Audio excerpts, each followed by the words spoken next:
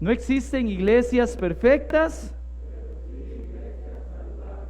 Juntos lucharemos para que la IBB San Rafael sea una iglesia saludable, generosa y piadosa. Mis hermanos, después de ver una serie completa de más de 12 partes de convicciones piadosas, hemos llegado a la antesala del clímax del plan de redención, la cruz. Al Señor le quedan poco menos de 72 horas de vida. Ya ha disertado en el templo, ha pasado en el templo más tiempo entre el domingo de la entrada triunfal y martes que todo lo que pasó, por lo menos en los registros bíblicos, antes en ese lugar. Pero es hora de salir de ahí y dejarlo. Jesús no volverá al templo. Hacemos una transición de lo público y su enseñanza pública a lo privado, de lo general a lo íntimo, del grupo grande de oidores a sus discípulos. Salieron camino a Betania, donde parece era su lugar de hospedaje, y en el camino deben pasar por el monte de los olivos.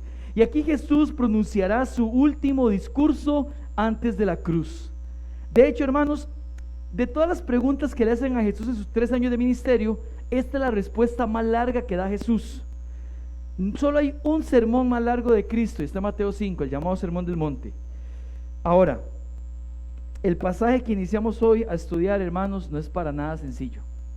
El escritor bíblico y erudito en escatología, Dr. Michael Black, menciona que el contenido del discurso de los olivos es altamente debatido, con casi todos los versículos impugnados e interpretados de manera diferente por estudiosos de la Biblia. Porque Jesús se va a sentar aquí y va a responder a algo que tiene que ver con los tiempos, hermanos. ¿Por qué es así? Porque hay pasajes en la Biblia, porciones bíblicas más complejas que otras, como el mismo Pedro decía. Pedro decía en 2 de Pedro 3, 15 al 16, con respecto a Pablo, de que Pablo había escrito algunas cosas que eran difíciles de entender, como también nuestro amado hermano Pablo, según la sabiduría que le ha sido dada, os ha escrito casi en todas sus epístolas, hablando en ellas de estas cosas, entre las cuales hay algunas difíciles de entender, las cuales los indoctos e inconstantes tuercen, como también las otras escrituras, para su propia perdición. Pero hermanos, déjenme decirle algo, que sea difícil no quiere decir que no pueda ser comprendido, porque el Señor lo reveló es para que lo entendamos, amén. No quiere decir que no puedan ser abrazadas, y ante todo no quiere decir que no puedan ser aplicadas a nuestra vida personal y nuestra vida como iglesia, para glorificar al Padre. Y tampoco quiere decir que no hay una manera de interpretarlo, o que no sea una doctrina importante dentro del cristianismo. Hoy empezamos una serie llamada la escatología y la piedad. Escatología viene de escatos y logia. Escato es una palabra en griego que significa lo último, final. Entonces el estudio de las últimas cosas. Para esto es muy importante, hermano, que usted esté atento y apuntando, porque va a recibir mucha información, pero lo más importante es que su corazón esté dispuesto a aplicarlo a su vida. Pastor, ¿cómo voy a aplicar algo que va a pasar en algún momento que no sé? Vamos a verlo, hermanos. Es difícil, pero no quiere decir que no haya manera de interpretarlo, o que no sea una doctrina importante. El pastor John MacArthur dice lo siguiente: algo importante que también hay que decir es que la segunda venida no es una doctrina opcional, no es una doctrina para deleitarnos, no es una doctrina en la cual tenemos la libertad de verla como queramos. No puede decir, bueno, yo creo esto, usted aquello, está bien. No, hay una manera. El Señor dijo algo, no todo, pero en eso que dijo, hermanos, existe una única perspectiva bíblica y una comprensión estricta de la segunda venida, y es el significado del texto a partir de la explicación histórica, gramatical, contextual, aplicando las mismas normas que se emplean para interpretar todo el resto. La iglesia vive a la expectativa del regreso de Cristo. ¿Está esperando el regreso del Señor usted también? Hermano, yo estoy de acuerdo con el pastor MacArthur. No deberíamos renunciar a una hermenéutica literal, histórica, gramatical al acercarnos a este o a cualquier texto escatológico. Escúcheme bien, la hermenéutica es la manera de interpretar la Biblia. La manera correcta de interpretar la Biblia, creemos, es creyendo lo que la Biblia dice.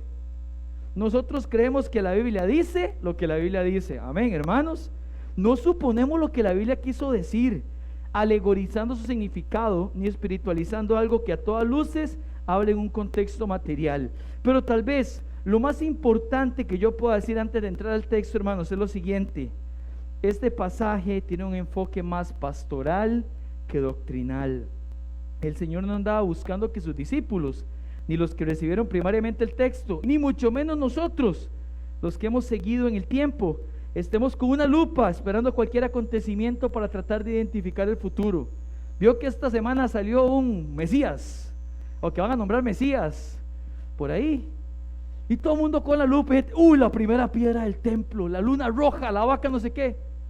Dios no dejó eso para que lo hagamos así, hermanos, porque ¿sabe qué? En todo caso, lo que usted y yo ocupamos saber del futuro ya lo sabemos.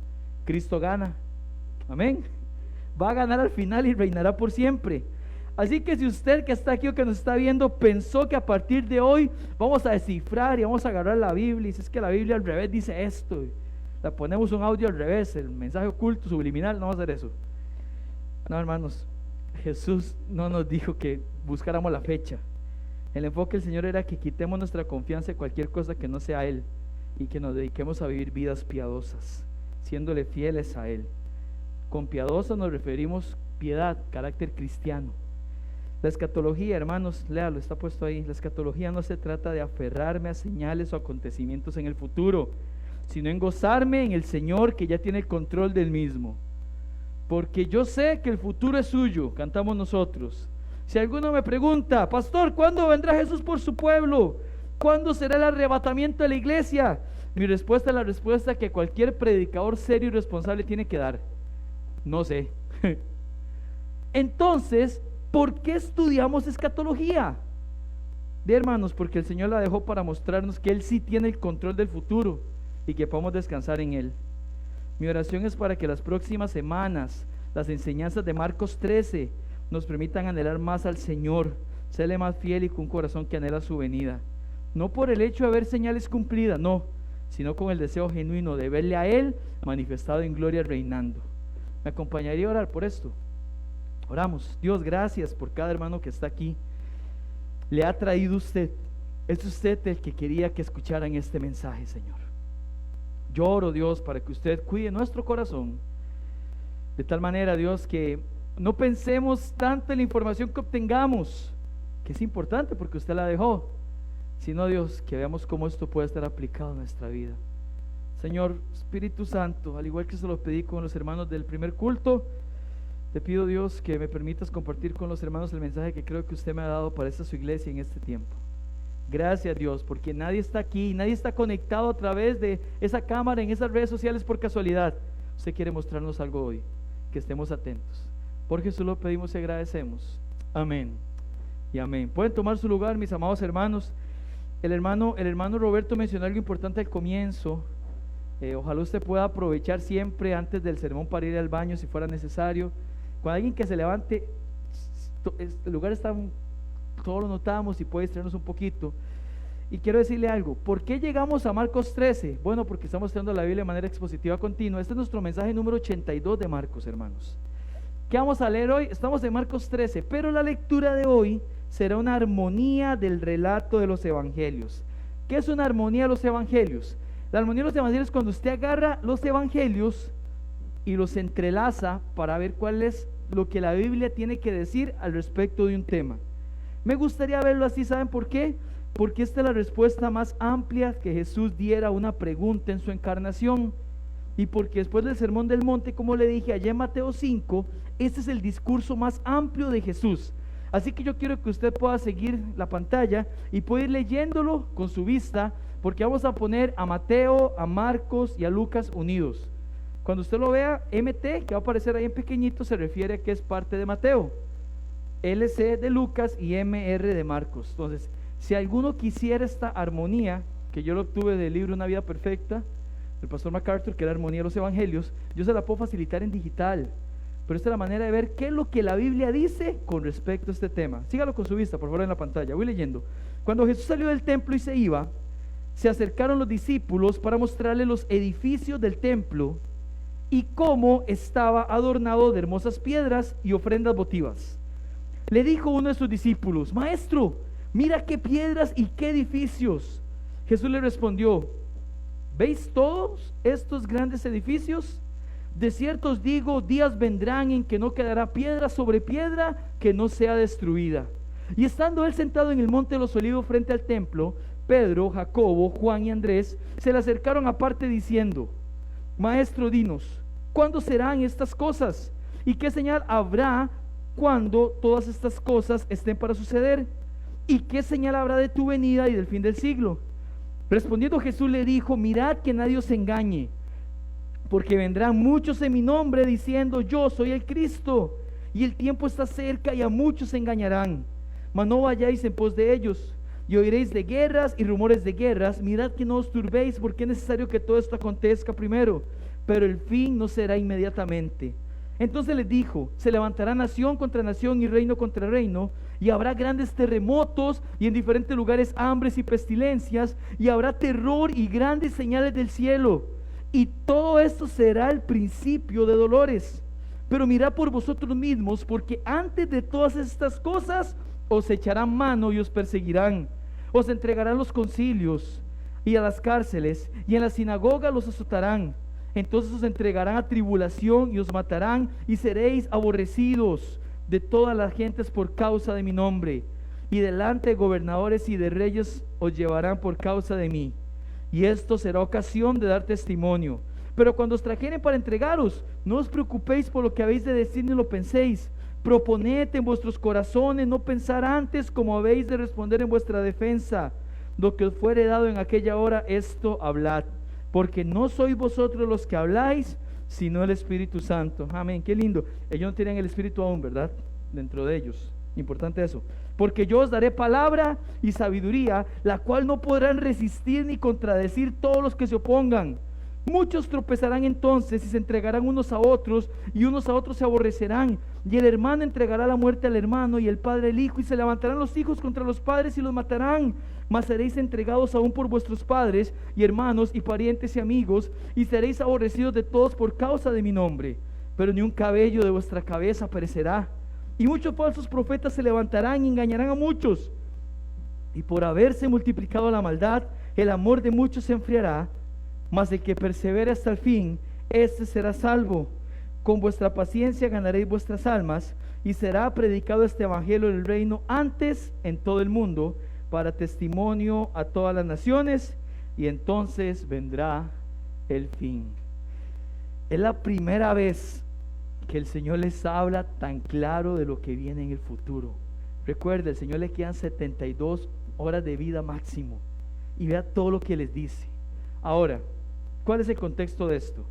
Hermanos, Jesús había salido recientemente en su conversación pública con los fariseos. Imagínense, él estaba en medio del templo, vinieron y le hicieron 4 preguntas, todas las respondió. Él se va y se acerca, ve a una mujer que entrega solo 2 blancas, llama a su discípulo y le dice, ella lo entregó todo. Y cuando van saliendo, esto es lo que sucede. Ellos están caminando y van a pasar por el templo. Como vimos en la enseñanza anterior, era su última enseñanza pública antes de su arresto. A partir de ahora, todo se lo enseña a sus discípulos nada más. Pero no solo eso, es la última vez que estaría en el templo. Quiero que vaya a Mateo 23, porque esto es importantísimo, hermanos. Mateo 23, 37 y 39.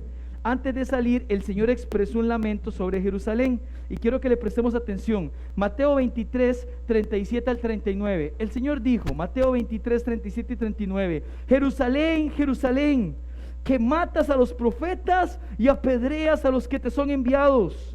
¿Cuántas veces quise juntar a tus hijos como la gallina junta sus polluelos debajo de las alas, y no quisiste?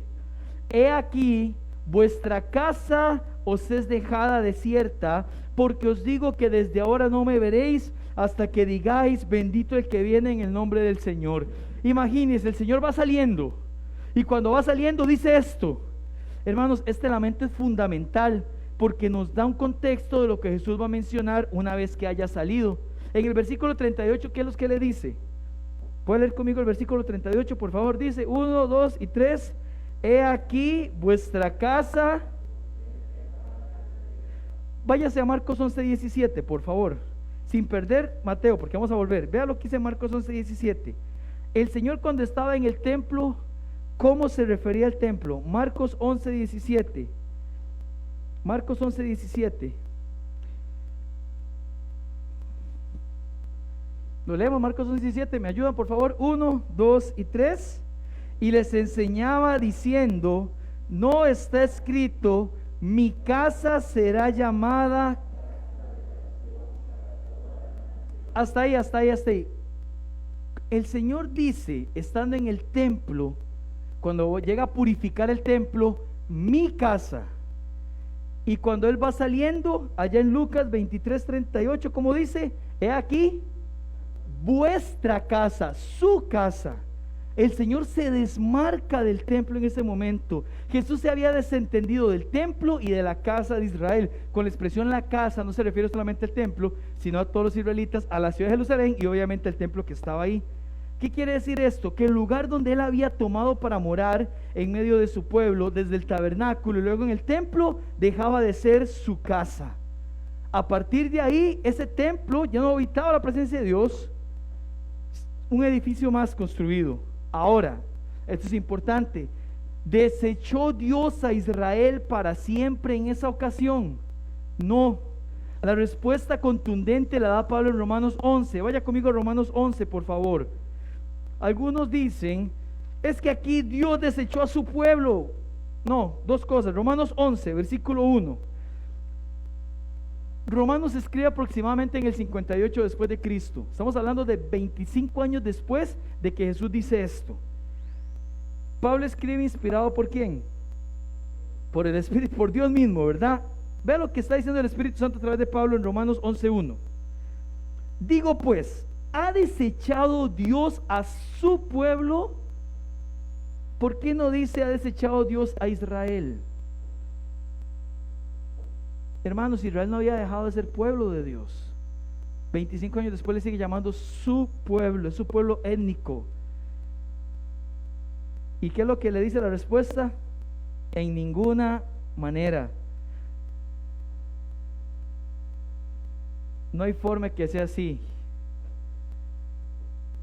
Emegenoito, dice en el original. Es como que se dice, vamos a hacer tal cosa. No, de ninguna forma, no. De ninguna manera, porque también yo soy israelita, de la descendencia de Abraham y de la tribu de Benjamín. Hermanos, vuelvo por favor a Mateo 23. Queda claro que no estaba desechando. Ahora, sigamos leyendo, versículo 39. Porque os digo que desde ahora no me veréis. ¿Y qué dice después? Hasta que digáis. Hermanos, ese hasta dice que no van a volver a ver a Jesús hasta que le vuelvan a recibir como Señor. Esta última oración es importantísima para la escatología, para el estudio de los últimos tiempos, y es importantísima para nosotros, porque el Señor le había hecho muchas promesas a Israel. Si aquí no tuviéramos ese hasta, ¿sabe lo que significa? Que hasta ahí llegó el Señor con Israel. Y si el Señor llega hasta ahí con Israel, hasta ahí llega la teología que creemos. ¿Cómo confiar en un Dios que le prometió concretamente a Israel que sería salvo, restaurado y bendecido si todo aquello no era cierto? Algunos dicen que este versículo 39 está hablando de algo espiritual, ya no natural.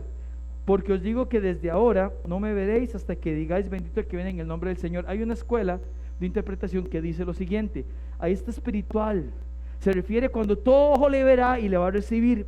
Hay un problema en eso, hermanos. Usted no puede pasar de un contexto literal inmediatamente a un contexto alegórico. La hermenéutica, que es la ciencia para interpretar la Biblia, nos enseña que la Biblia tiene una forma de interpretarse. No podemos cambiar esto. ¿Por qué? ¿A quién le está hablando el versículo 37, mis hermanos?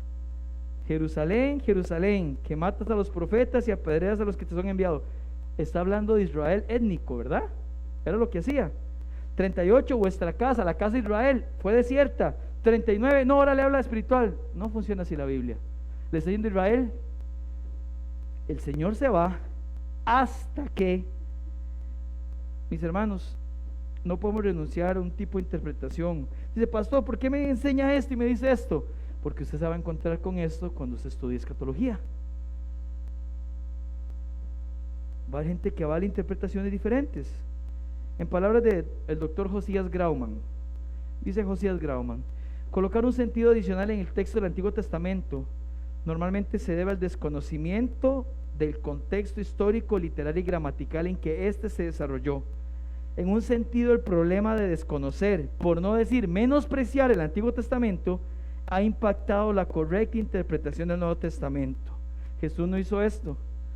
¿Sabe qué hizo Jesús? Confirmó lo que antes le prometió a su pueblo étnico.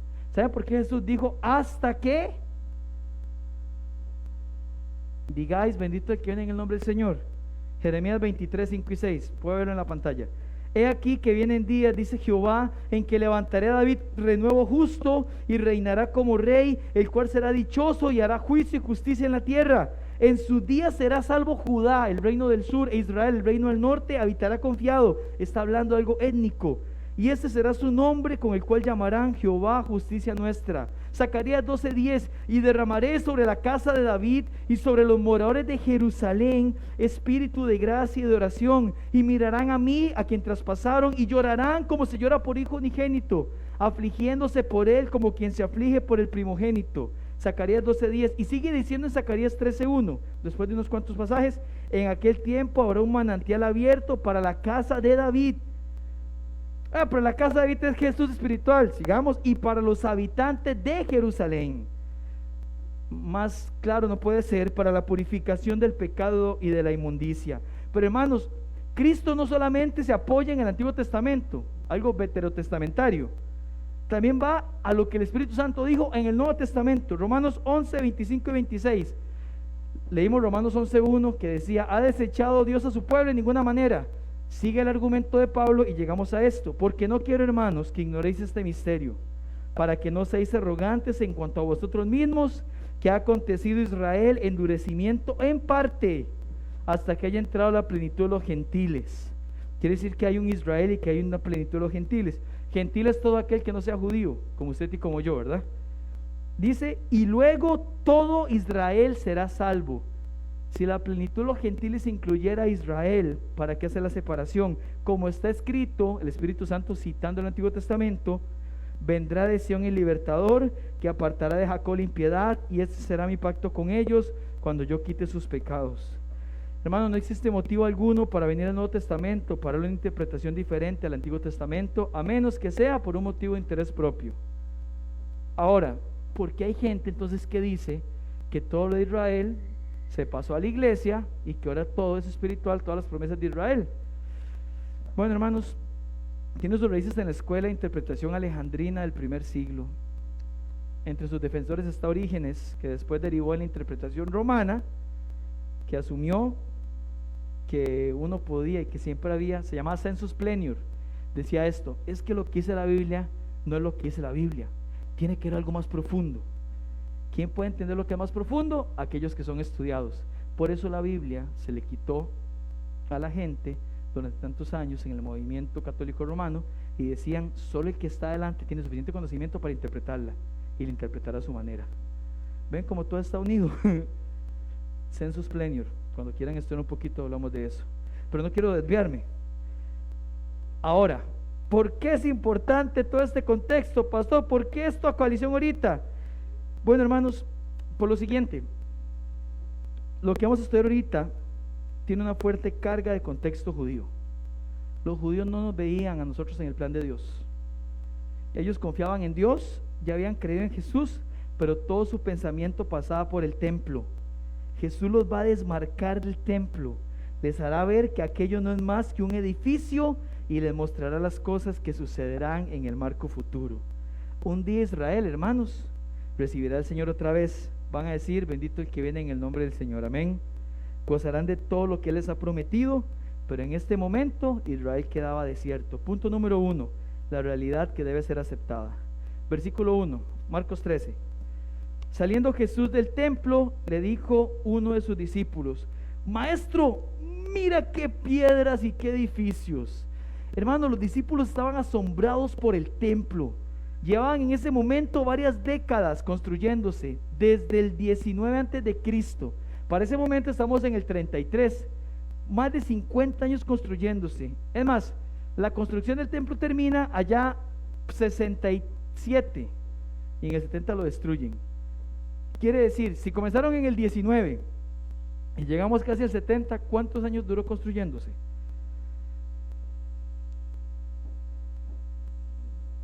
Casi 90, ¿verdad? Cualquier parecido con alguna licitación del gobierno de Costa Rica es coincidencia, ¿ah? Hermanos, fue un montón de tiempo. Eso fue hace 2000 años. ¿Sabe qué tamaño era el templo de Jerusalén? 96,000 metros cuadrados. Entrarían 12 canchas de fútbol del tamaño del Estadio Nacional. Era quizás la belleza más increíble del mundo antiguo. Decían los rabinos no querían Herodes, que fue el que construyó el templo, pero decían, si alguien no ha visto el templo, nunca ha conocido una belleza. Era de mármol, completamente de mármol. Y su parte oriental, la que daba frente al Monte de los Olivos, estaba cubierta de oro. Dice que la gente que tenía dinero traía ofrendas votivas, que era como en forma, en especies, digámoslo así, y era oro para que pudieran poner ahí. Mira que sumado a eso, mis hermanos, Herodes dice que él regaló una viña de oro que medía 20 metros para colocarse ese lado. Era tal la cantidad de oro que dice que en la mañana, si usted venía y tenía de frente eso, no podía ver porque quedaba ciego. La forma en que el oro reflejaba. Pero no solo eso, dice A.T. Robertson, un erudito griego, que algunas de estas piedras sobreviven aún en los ángulos sureste y suroeste. ¿Han visto alguna vez el muro de los lamentos? En fotos, donde llegan a hacer oraciones y meten papelitos. Eso fue lo que quedó. Estas piedras miden entre 6 y 12 metros de longitud. Si yo tuviera a Roberto un lado y a Esteban de otro lado, y extendiéramos las manos, tocando solamente la punta de nosotros, apenas podríamos cubrir la longitud de la piedra más grande. 6 metros. Eran enormes, hermanos. Era majestuoso. Aun cuando Herodes era cruel y no bien querido por los judíos, ellos le reconocían su esfuerzo por el templo. Yo creo que por eso lo soportaron tantos años. Por ello los discípulos lo admiraban. El templo era el orgullo de la nación. Lastimosamente estaban más preocupados por el templo que por el Señor del templo. Así como muchos en la actualidad pueden estar más preocupados por la obra del Señor que por el Señor de la obra. Y hay que tener cuidados con eso. Versículo 2, hermanos. Quiero que vea esta imagen. Esa es una imagen, una foto que tomamos con un dron, no mentira, una imagen que conseguimos. Dice que era así, 96,000 metros, puro mármol. Quisiéramos aunque fuera 1000 metros de mármol para aquí, ¿verdad? ¿Se imagina este edificio? Imagínense que le digan a ellos del versículo 2, véalo con su vista. Jesús respondiendo les dijo, ¿ves estos grandes edificios? No quedará piedra sobre piedra que no sea destruido. Hermanos, Jesús dijo algo abrumador. ¿Cómo esa clase de edificación va a ser destruida? Imagínense, ¿qué clase de piedras? ¿Qué clase de belleza? ¿Cuánta estructura? Casi 90 años de construcción. Si yo le dijera a usted, hermanos, la otra semana no quedará piedra sobre piedra de este templo, usted dice, sí, pastor, yo sí le creo, ¿verdad? ¿En qué momento se cae esto? Pero allá no, hermanos, eso está bien hechito. Por eso le digo, ojalá nos consiguieran 1000 metros de eso que quedó. Piensa en la época también, no existían dinamitas, no habían tanques de guerra, no había ni siquiera acorazados que llegaron más adelante.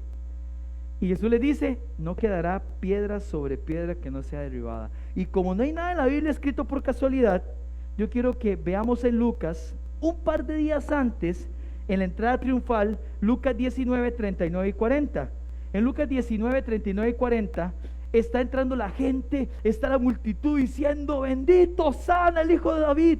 Y llegan los fariseos, Lucas 19, 39 y 40, y le dicen, entonces algunos de los fariseos de entre la multitud le dijeron, maestro, reprende a tus discípulos, cállelos. Versículo 40, y él respondiendo les dijo, os digo que si estos callaran, las piedras clamarían. Jesús está diciendo, las piedras darán testimonio de mí si los hombres callaran.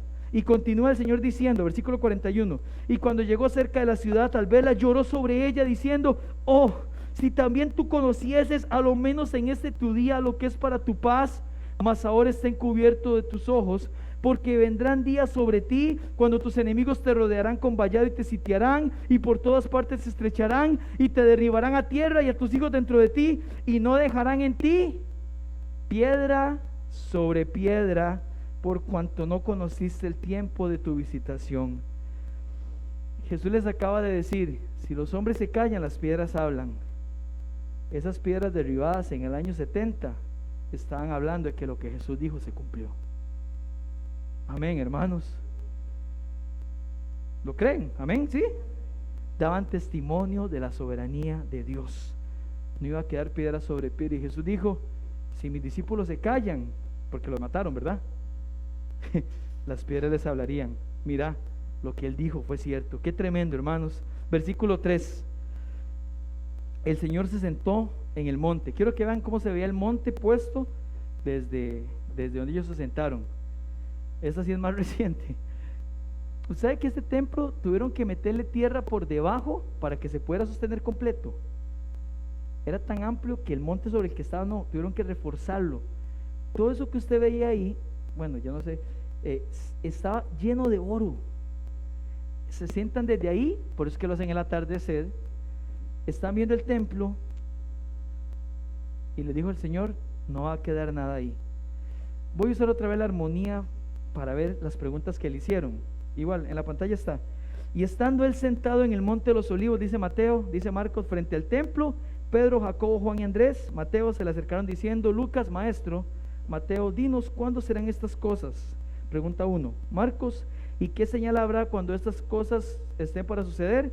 Pregunta número 2. 3. ¿Qué señal habrá de tu venida y del fin del siglo? Hermanos, hay 3 preguntas en el contexto. Lo primero que le preguntan es, ¿cuándo serán estas cosas? O sea, ¿cuándo el templo será destruido? 2. ¿Qué señal habrá de tu venida? Y 3. ¿Qué señal habrá del fin del siglo?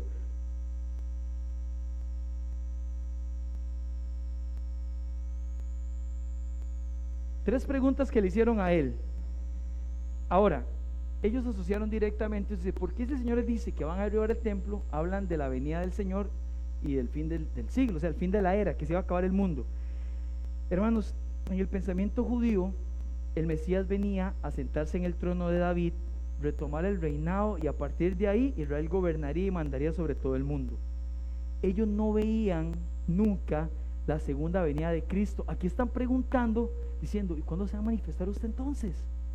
¿Cuándo será su venida? ¿Cuándo usted va? La palabra que utiliza venida es parousia, que significa una venida y tiene el contexto en el original, parousia, de presencia y plenitud. O sea, la pregunta es, Jesús, ¿cuándo usted se va a presentar completamente y permanentemente como rey? Entonces, es que el pensamiento no era fácil de desarraigar de ellos, no era algo fácil de hacer.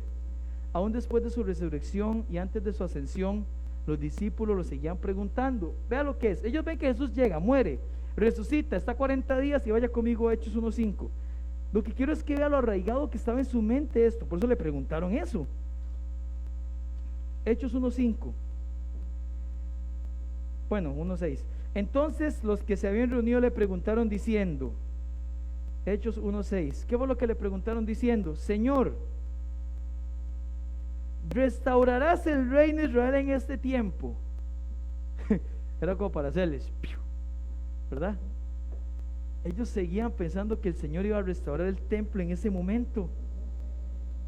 Ellos no tenían en mente la segunda venida. Es más, piensa lo siguiente, mis hermanos. En el contexto, los judíos nunca vieron 2 venidas de Cristo, y menos separado por un intermedio llamado iglesia. Todo el Antiguo Testamento usted no encuentra eso, por eso la iglesia le llama un misterio más adelante. Ellos acaban de escuchar a Cristo decir, no me van a ver más hasta que me reciban como su Mesías, de manera que no vean una distancia de tiempo entre esa expresión y la manifestación gloriosa. Y lo último que le dicen es, ¿cuándo son estas cosas? ¿Cuándo es su venida? ¿Cuándo es el fin del siglo? Una expresión que significa la consumación de todas las cosas. No habla de una época o de un periodo.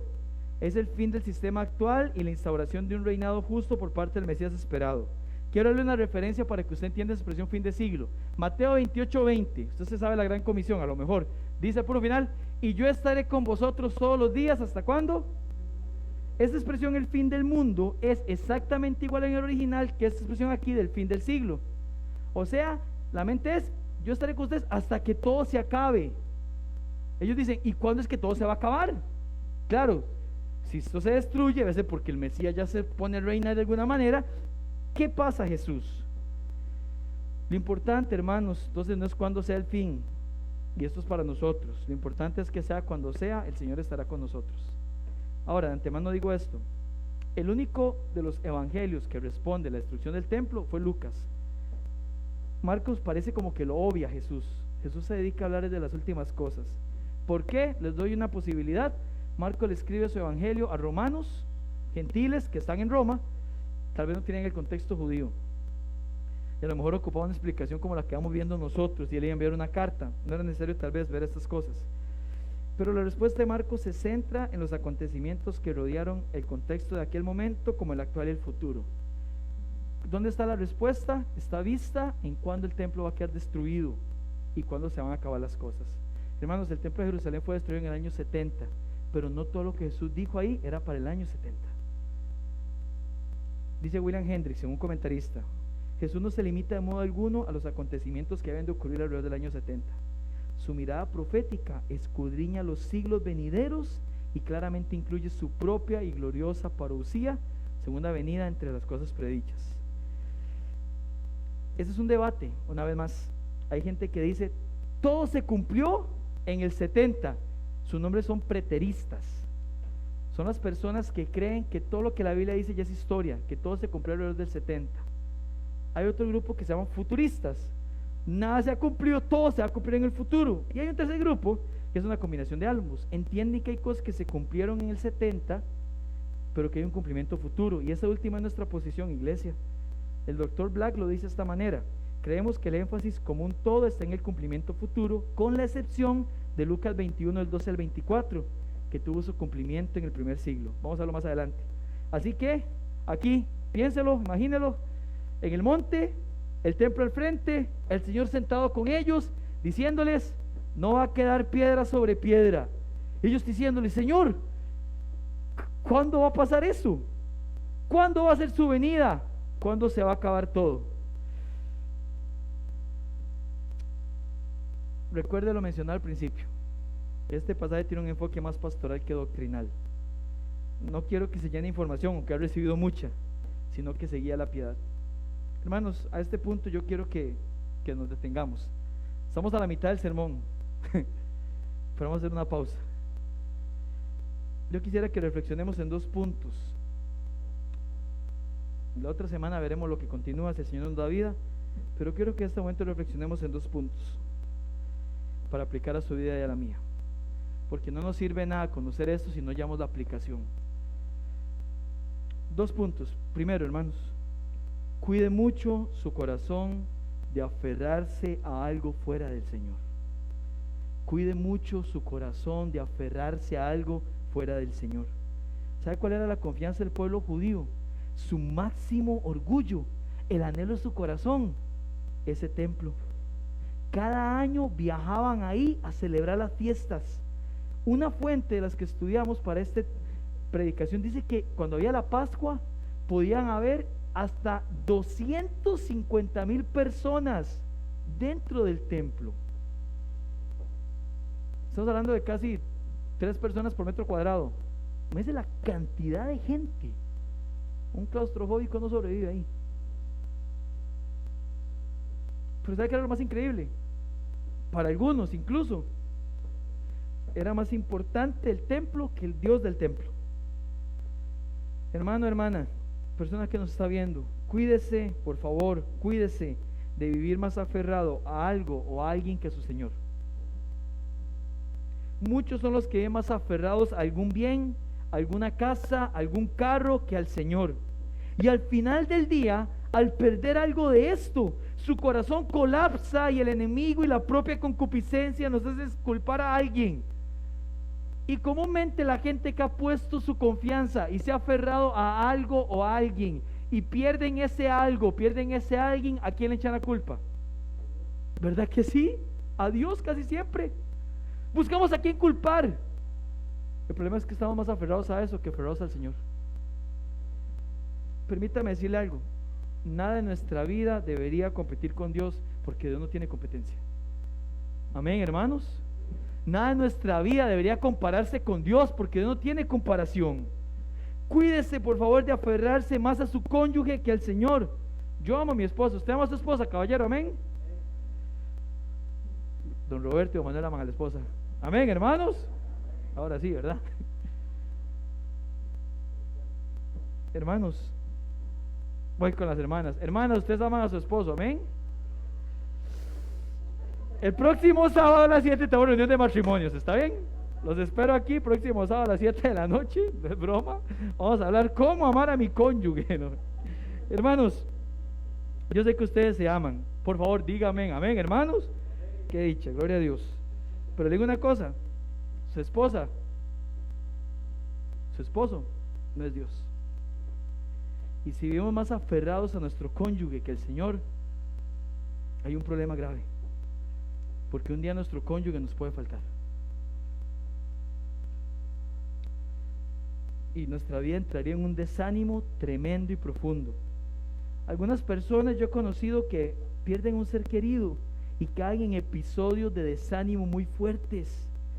Bueno, le digo algo, las situaciones son más difíciles cuando vivimos aferrados, arraigados a algo que podemos perder. Papá, mamá, escúcheme eso que le voy a decir. No viva más aferrado a sus hijos que a Dios. Su deber es serle fiel al Señor, no a sus hijos. Hay papás que no se congregan porque sus hijos manejan su tiempo. Su tiempo es del Señor primeramente, hermanos. No puedo ir a la iglesia porque voy a llevar a mi hijo a un partido. Hermano, no es un ejemplo, es una anécdota.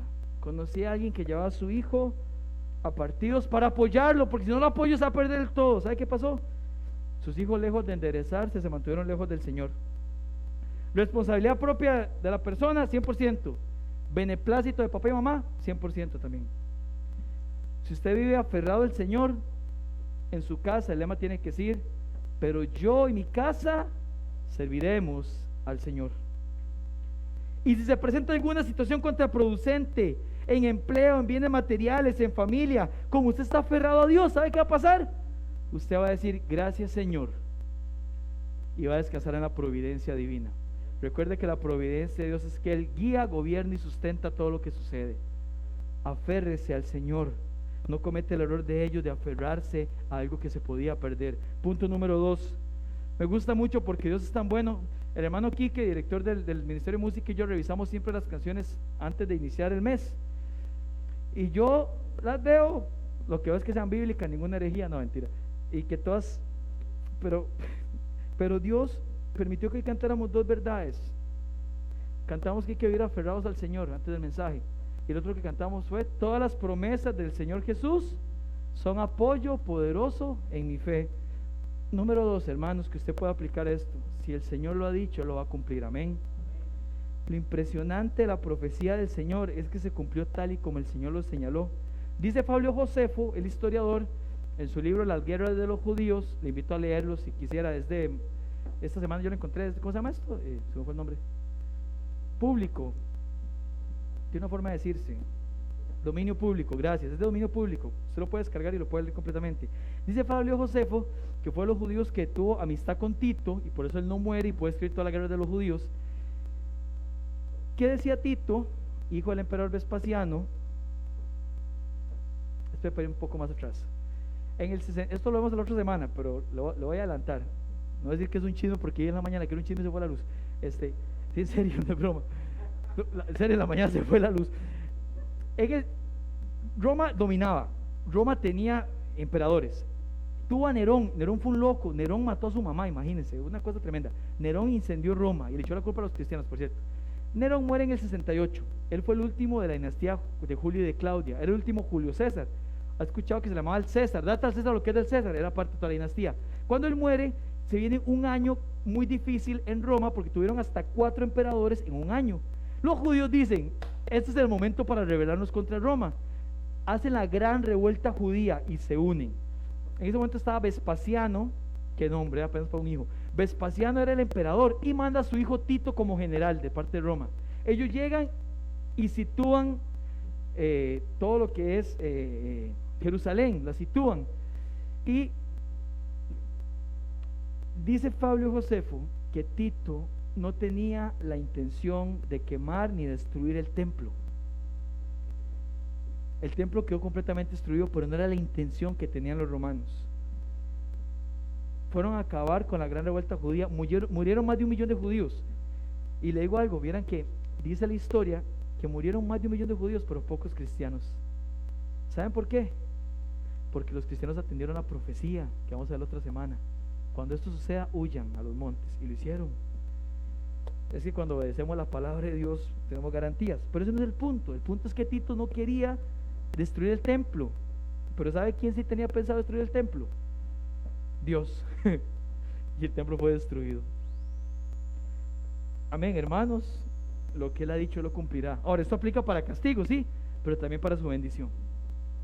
Descanse en el Señor. Confíe en lo que Él ha dicho. Aférrese al Señor y confíe en lo que Él ha dicho. Confíe en la paz que solo Él da. Hermano, déjeme hacerle unos cuantos ejemplos de esto. ¿Está preocupado por algo? Aférrese al Señor y confíe en sus promesas. Isaías 26, 3 y 4 dice: tú guardarás en completa paz a aquel es un pronombre relativo, aplica a cualquier persona, a aquel cuyo pensamiento en ti persevera. Confiad perpetuamente en el Señor, porque en el Señor nuestro Dios está la fortaleza de los siglos. ¿Está ansioso por algo? Amado hermano, amada hermana, aférrese al Señor y confíe, por favor, en las promesas de Dios. Filipenses 4:6: por nada estéis afanosos, si no sean conocidas vuestras peticiones con acción de gracias delante del Señor. Tiene temor, teme por algo, aférrese al Señor y confía en Él. Salmo 56, 3 y 4: en el día que temo, yo en ti confío, en Dios alabaré su palabra, en Dios he confiado, no temeré. ¿Qué me puede hacer el hombre? ¿Está anhelando algo, mis hermanos? Una vez más, aférrese al Señor y confíe en Él. Filipenses 4:11: mi Dios pues suplirá todo lo que os falta, conforme a sus riquezas en gloria en Cristo Jesús. Una más. ¿Tiene algo que le duele? ¿Algo, alguien lo tiene dolido? ¿Siente aflicción por algo? Aférrese al Señor y confíe en Él. 2 Corintios 1:5: porque de la manera que abundan en nosotros las aflicciones de Cristo, así abunda también por el mismo Cristo nuestra consolación. El punto es claro, mis amados. ¿A quién iremos? Dijo Pedro en Juan 6. ¿Quieren irse también? Dijo Jesús. Pedro dice: ¿a quién iremos? Solo tú tienes palabras de vida eterna. Estas son dos lecciones, hermanos, que aprendemos de una profecía del Señor. Aférrese al Señor y confíe en el Señor. Aférrese como un papá se aferra a su hijo. Si usted no conoce al Señor como Salvador, aférrese a Él para que le salve, hermano, en la transmisión, amigo que nos sigue ahorita. Yo tengo un hijo que amo, tengo dos que amo, un hijo, ¿qué feos son eso? Tengo dos hijos que amo, pero hay uno que puedo interactuar más con él. Mi hijo Mario Saúl por el momento solamente me jala la mascarilla y la barba, pero Luquitas un día estos estaba por ahí hace unos meses. Yo siempre digo un día de estos, y puedo estar hablando de 5 años por aquello, un día de estos, y escucho una moto pasar durísimo, y dice: papá, y salió corriendo y se me tiró los brazos y me abrazó. Ahora, yo no es que voy a salir y decirles a la moto: ¿qué le pasa? Jamás, ¿verdad? Pero él buscó seguridad en papá. La diferencia entre Dios y yo es que Él sí es perfecto y Él sí nos cuida de cualquier cosa. Corra a los brazos del Señor. Hermano, yo termino pensando en este pasaje, en alabanza a Dios. Ven cómo tiene algo más pastoral que doctrinal. Claro, hay una historia que tenemos que entender. Por eso somos bautistas, por eso somos bíblicos, aprendemos doctrina. Pero yo no quiero que salga usted aquí pensando: ¿sabe cuántas canchas cabían en el templo? No, ¿verdad? Sino que salga diciendo: voy a aferrarme al Señor más que algo o alguien, y voy a confiar en Él. Amén, hermanos. Nos ponemos en pie para orar, mis amados.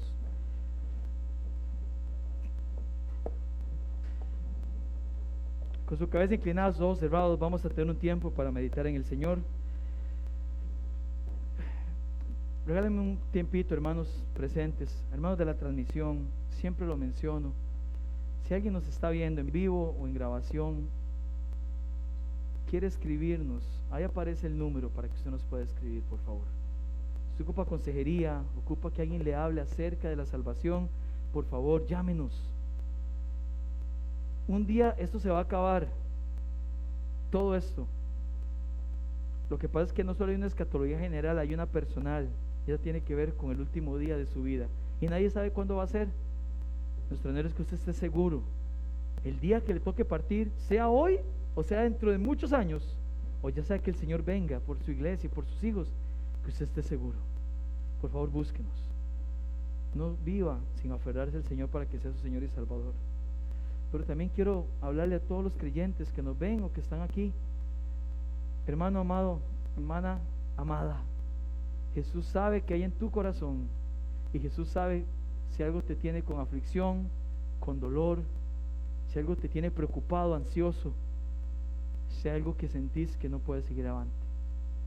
Primero asegúrese que usted no está más aferrado a eso que al Señor, a ese algo o a ese alguien. Si es así, dígale: Señor, yo quiero aprender a amar a mi cónyuge, a mis hijos, a mi familia, a mis papás, a mis hermanos, a mis amigos, pero quiero aprender solo a aferrarme a usted. Señor, yo quiero valorar lo que usted me ha dado materialmente, mi trabajo, todo, pero quiero aferrarme a usted, aferrados solo al Señor, arraigados en Él. Tal vez hoy sea un momento para que usted hable con el Señor ahorita y le diga: Señor, ayúdame a confiar. Esta situación es apremiante en mi vida. Yo no quiero que mi confianza esté en algo que puede pasar, como les pasó a estas personas que estamos hablando. Quiero confiar en usted. Y en este momento yo voy a orar, hermano, hermana, pero yo le pido que en una actitud de oración, de adoración al Señor, usted ore. El Señor le está escuchando también. Dígale concretamente qué hay en su corazón y entréguele eso a Él. Señor, gracias porque es tan lindo ver su palabra, Dios. Es tan lindo ver, Señor, que con solo el comienzo, al ver ese templo tan grande, usted les mostró que no podían aferrarse a algo, Dios. Con el pasar del tiempo, Señor, quedó comprobado que iba a pasar, como cualquier cosa, Dios. Qué certero fue usted cuando dijo, Señor, en este mismo sermón más adelante: el cielo y la tierra van a pasar, pero solo mi palabra es la que permanece. Dios, la palabra que nos has dado, Señor, que permanezca en nosotros, que nos aferremos a ella, Señor. Dios, como veíamos ahora más temprano en el tiempo de escuela dominical, usted es un Dios inmutable que no va a cambiar. Podemos confiar en que lo que usted ha prometido lo va a cumplir. Pero Dios, que no solo esperemos sus promesas, sino que cada día busquemos cómo aferrarnos más a usted. Que nuestra confianza no esté, Señor, en nuestras relaciones interpersonales, en nuestras cosas materiales, en el salario que tenemos, inclusive en la salud que tenemos, porque todo eso es frágil y se puede perder. Que todo esté aferrado a usted. Gracias por ser bueno, Señor, y gracias por amarnos. Oro si hay alguien que está en esta transmisión necesitando urgentemente conocerte como Señor y Salvador, porque uno lo hace, Dios, para que se pueda entregar a usted. Gracias por ser bueno. Sé exaltado y glorificado en todo. Por Jesús oramos. Amén y amén.